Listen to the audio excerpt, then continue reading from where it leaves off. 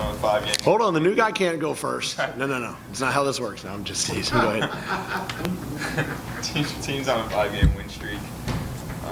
What do you feel like you had to unlock in this team after a slower start in conference play? Well, I don't know that we had a slower start in conference play as much as we went on the road and we didn't take care of business. And sometimes in athletics, you just the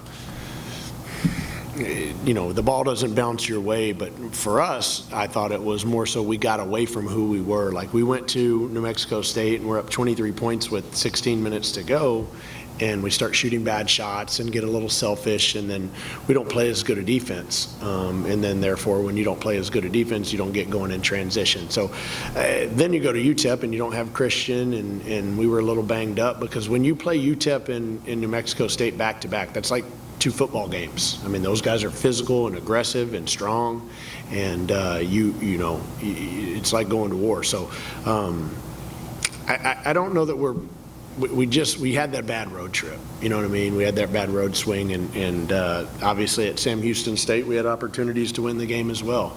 So we've taken care of the basketball a little bit better here as of late, and I think that that's helped us. And then other than the first half tonight, we've been really good rebounding. And between those two things, that's really given us an opportunity to kind of springboard into some success, maybe is the word to use.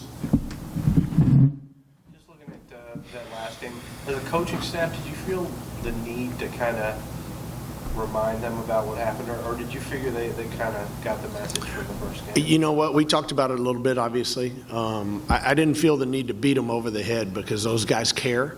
And when you have a team or a group of individuals or a team that cares, they know that, hey, we didn't do our best at New Mexico State and they kicked our butt. And that was the result of you not doing your best. So they knew.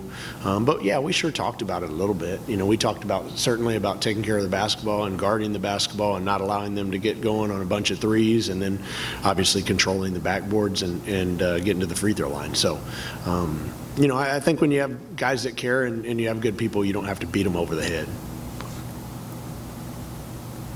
First half numbers were pretty even, except I think they had to like 8-4 on offensive rebounds. But you guys ended up winning that stat too. Just a better job getting to the glass, I thought. Yeah. The rebounding was the key to the game. I mean, we gave up 2 offensive rebounds in the second half to them, right? And then that translated into us getting 4 second chance points to their 0 in the second half. Now, us getting 4 second chance points is not a great number, but their 0 in the second half was fantastic. And we finished the game plus 12 on the board. So I don't know the exact stats for the game, but that's pretty good to be plus 12 against New Mexico State in the second half, and to finish the rebounding battle in that regard. With that, obviously rotating a lot of different guys in and out of the game. I mean, we did see BJ get in there towards the end of the first half as well. I mean, just having a lot of fresh legs coming in and out. You take some guys out, they get a moment to breathe, put them back in. Do you think that kind of helped with, obviously the energy and being able to go full force the entire 40 minutes? Yeah, no, I absolutely think it helps, and I think the residual effect of that helps your team as you head into conference, the end of conference, and you head into the conference tournament. And I've always believed that if you can play 8, 9, 10, 11 guys throughout the course of the year, you're going to have a chance to be successful come March. And New Mexico State's a great example. They played their 5 starters 35 minutes the other night at Middle Tennessee. Other than Don, now I had to play Don a bunch on Thursday night, but other than Don, we didn't play anybody over 24 minutes, I think, on Thursday. So, yeah, it absolutely, it helps you. And then, like I said, the cumulative effect of those minutes or lack thereof, right, is going to help you, come into the season and when you get into the conference tournament. With that, I mean, obviously playing UTEP on Thursday, New Mexico State today, I mean, the 2 very highly aggressive teams, both physically and mentally as well. Now that no midweek game this week, and then having a little bit of a break before next Saturday.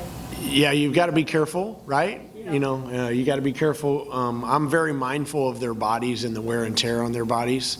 So we'll absolutely take some time off, but I'm not going to say, hey, take 3 days off and let them go wild on me or anything like that. But yeah, we'll try and we'll get in the gym and do a lot of skill work, and we'll work on some things offensively and defensively that we need to trim up, or shore up, I should say. But yes, I absolutely want to take advantage of having some time off this week, and then do the same, you know, as we head into, I believe it's Liberty, because I think we go La Tech on a Wednesday, at FIU on a Saturday, but then we don't play again till Liberty on a Saturday. So again, you know, you're not looking ahead to the conference tournament, right? We've got 5 games left, I think. Yeah, 5 games left, and but you have to be cognizant of, you know, you could win the league, but if you don't win the league tournament, you're not going to the NCAA tournament. And obviously that's our goal, is to go to the NCAA tournament. For Senior Day, I thought you might want to touch on what these guys have meant to the program. Obviously, in the case of Brandon and Rodney especially, they trusted you with their final year, came in here and played for you. Dante was already here, but what have those guys meant to this season? Yeah, I mean, you know, I can't thank those guys enough. You know, you can't thank. I want to thank all the guys. I mean, at the end of the day, they took a little bit of a leap of faith and said, hey, we're going to come to WKU with a brand new coach, and you know, we're going to get this thing back where it needs to go. But especially those 3 seniors, you know, for them to come play their final year here for us is you know, it's big time. You know, I hate it that in college basketball these days that you don't have 4-year and 5-year guys anymore, but it's just part of it. And we should embrace the fact that Brandon Newman and Rodney Howard, they walked in here and they said, you know what, I'm going to play for WKU. I'm not going to play for myself. I'm going to play for WKU. And you don't always find that, especially in those 5th-year guys. So it just goes to show the character of both those young men, and you know, how they were able to put their individual goals to the side for our team goals. And then obviously Dante Allen, you know, we'd love for him to come back next year. He has another year of eligibility, and you know, he certainly has been a very good player for this program and the face of this program in many respects. You know, so for him to have graduated at Christmas and get to enjoy that today, and have, you know, 5,000 people give those 3 a standing ovation as they walk off the floor, that's big time. That's big time. So I'm happy for all 3 of them. And again, you know, like I tell them, this is just one day though. Senior Day, let's celebrate it. But, you know, we still have 5 games to play and a conference tournament, and our goal is still at hand. Yeah, talking about how the players, like, you're playing for WKU, do you feel like the fans have reciprocated that energy, like, in the stands, and their commitment to the team? Yeah, I think that our fans have been good. When they're here, they're great, right? And I'm never one to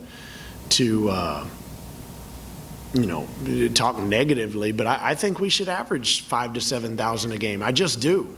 You know, I mean, it's middle of February, you're a half game out of first place, and those guys play hard. I mean, I get it if I play zone and the game's in the 40s. Hell, sit on your couch and watch somebody else play. I got you. That's boring basketball. But these guys play hard, and they play the right way. So I selfishly think that they deserve 5,000 to 7,000 every single night. But with that being said, those 5,000 or 5,500 that were here tonight, I can't thank them enough. I mean, they made an enjoyable and memorable Senior Day for our players. But that doesn't mean that I think that that's perfect, you know. So I don't want to get on my soapbox too much, but I appreciate everybody that's invested in this program. Our players appreciate that, but we got to keep growing this. We have 1 more home game against La Tech, and arguably that could be for first place. And if we don't have a sellout, I'm going to be really disappointed. I just am. I wanted to ask you about Jordan Rawls too. I think he was already in the portal when you got here. I'm not sure about that, but certainly shortly thereafter he went in. Did you ever get a chance to recruit him, or he already? You know, it's an interesting story with Jordan. Jordan was in the transfer portal, and I allowed him to work out with us. So he worked out with us for a good month, maybe even a month and a half, and it just did not work out. You know, I didn't come into this deal with any preconceived notions on any of those players. I told them all the same, hey, if you're going to work hard and you're going to do things the right way, then you'll have a chance to be a part of this program. And for whatever reason, he chose that, you know, he needed a new and a fresh start. But he's a WKU grad. You know, he got his degree here this summer, so I applaud him for that. And, you know, he's got a fresh start over at New Mexico State, and I know that he's probably disappointed, but he's had a good year and is a good player.